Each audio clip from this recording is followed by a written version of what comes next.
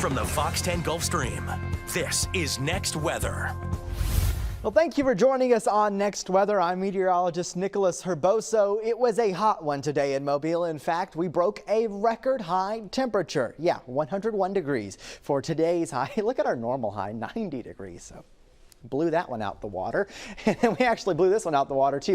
1938 hit 100 degrees. That one is gone. However, Pensacola did not hit it. It was 98, the record. We got to 97 today. Heat alerts across the nation. This is where the ridge of high pressure is, the heat dome. That is where it is. And as you can see, excessive heat warnings across most of the area. For us, it is a heat advisory. We had a heat advisory all day today. And in fact, we're going to have another one for tomorrow. This thing goes until 8 p.m. Heat index values, and this is the number that we've been going with recently, 111. However, some of the recent modeling, maybe that's a little bit slightly higher. So here's the forecast highs. This is not the heat index. This is just the high temperature. 102 in Mobile, 98 in Fairhope, 102 Gulf Shores. Taking a look inland, Atmore will be at 104, 104 there in Bay Minette.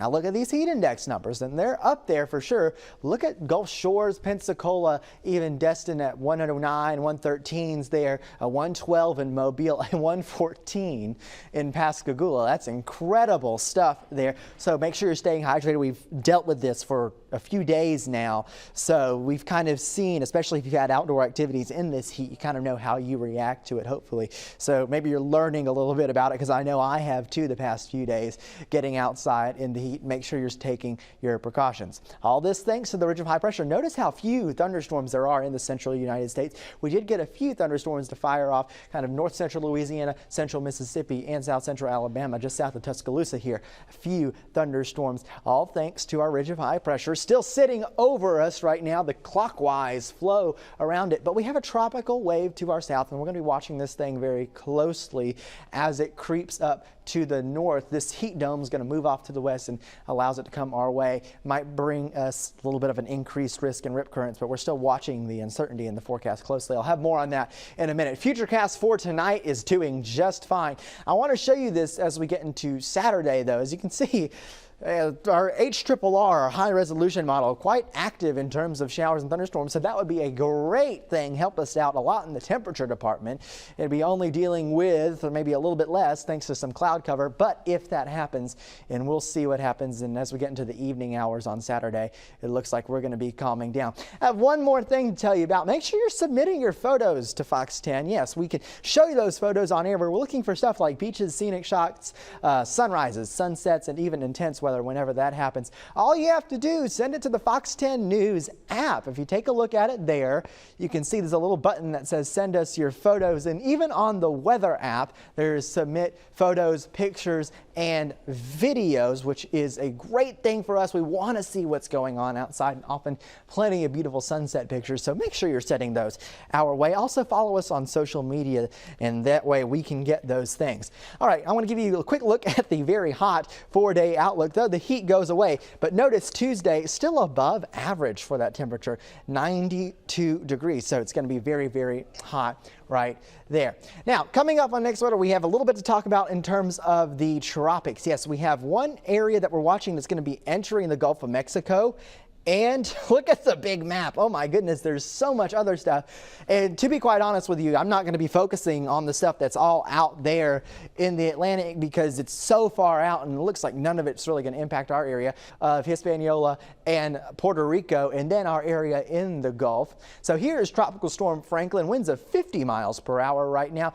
It's experiencing some shear. You notice this tropical storm symbols right here, but it's very lopsided. So that's kind of what that storm is dealing with. The forecast path has it strengthening eventually into a Category 2 hurricane just off the eastern coast. But notice it starts to turn away thanks to a trough, which is actually also helping to pull our Gulf tropical wave up. Here is the Gulf tropical wave, 80% chance for development in the next 7 days. That's development into a tropical depression, tropical storm. So we have high confidence that something is going to come out of this thing, but the details still remain uncertain. And one of the reasons why the details remain uncertain is because we don't really have a clearly defined center of circulation. As you can see here in the low level clouds, just the kind of little white specks here, we have some southwesterly flow here.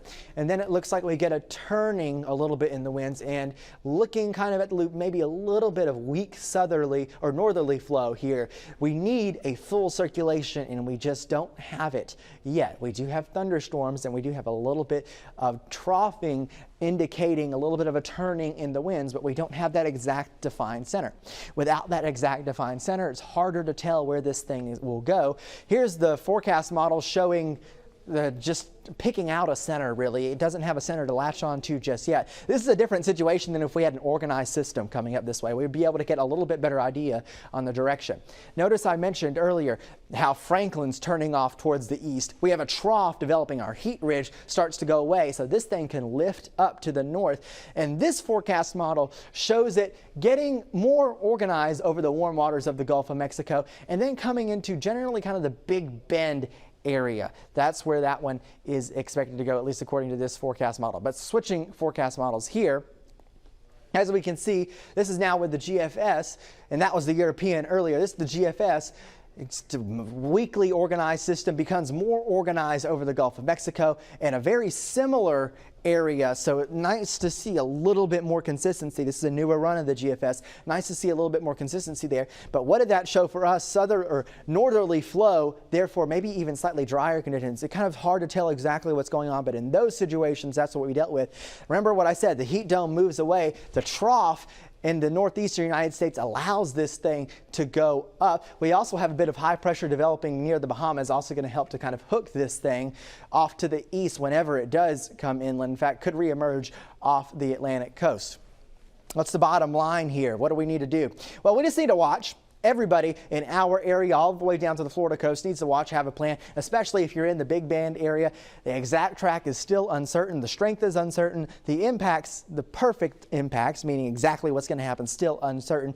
We're definitely going to see some rip currents in our Gulf Coast beaches in the coming days, so keep an eye on that. And just keep an eye on the forecast and make sure you have your basic hurricane plan in place. One of the reasons why we want you to have your hurricane plan in place is because we're getting deeper and deeper into the peak of hurricane season. We're approaching September now, and September 10th is the peak of hurricane season. We have a long way to go all the way to the end of November.